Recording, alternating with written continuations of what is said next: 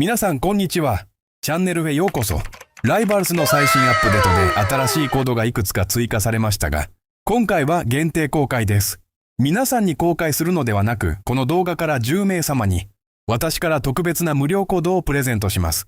このコードを手に入れたい子は、Roblox のユーザーミングをコメント欄に書き込んで動画にいいねを押してチャンネル登録をしてください。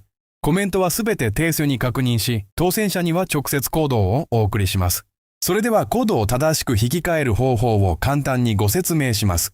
Roblox でライバルズを開きます。キスマアイコンをタップして設定画面を開きます。コード入力欄までスクロールします。コードを間違えないように正確に入力します。引き換えボタンを押すと報酬がすぐに反映されます。この手順は慎重に言ってください。少しでも間違えるとコードが使えなくなることがあります。時間をかけてすべてをよく確認してください。また、これらのコードは期間限定です。期限切れになる可能性があるので、できるだけ早く使用するようにしてください。